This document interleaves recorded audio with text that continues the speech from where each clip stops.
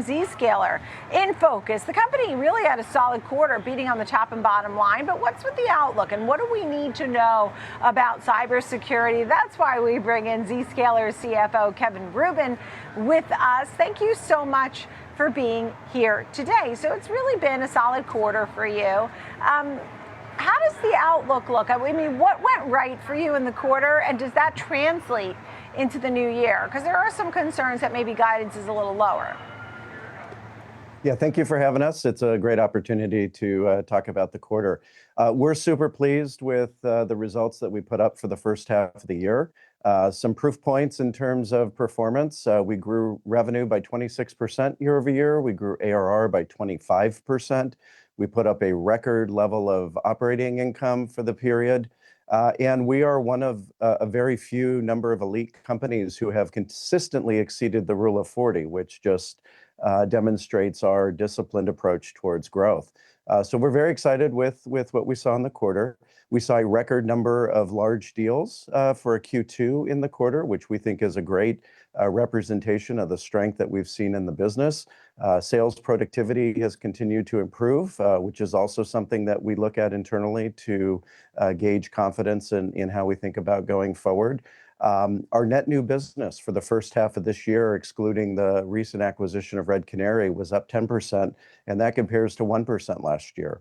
And when we look at guidance, to your point about looking forward, we actually raised guidance and now expect net new ARR to be 9.5% for the year, and that's up from 6.7% that we originally guided, excluding the contributions of our recent acquisition of Red Canary. So I think there's a lot to be really optimistic and positive about. Yeah, tell me more about raising guidance. I just need some clarity there on that. Yeah, so what part did you raise on? So we raised across the board. We raised our expectations for revenue, ARR, and operating income, which are the three metrics that we look at. We also raised free cash flow expectations and margin for the year. So as we position ourselves for the second half of our fiscal 26, we feel really good about what we're coming into. Right, understood. I mean, really, I think you had demand across all your metrics, right? I mean, it was broad-based, your demand, was it not? Cybersecurity is so important more than ever. How so? What area did you see the most demand? Yeah, so for sure. I mean, we have seen continued threat escalation. And one area in particular that we're spending a lot of focus on is AI. Right? You start to think about the impact that AI has and agent-to-agent communication as that proliferates across organizations.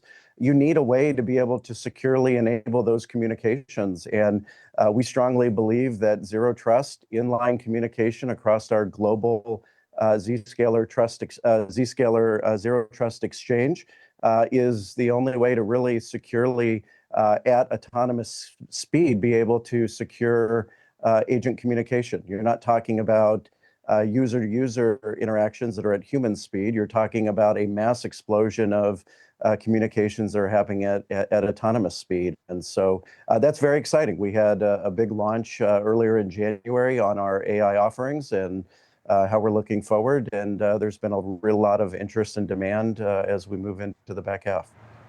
Yeah, let's talk about the, growth. There's organic growth and growth through acquisition. You talked about some of the past acquisitions. You have SquareX. Do you plan to continue to grow in that way, where it's through acquisition and less so through the organic growth?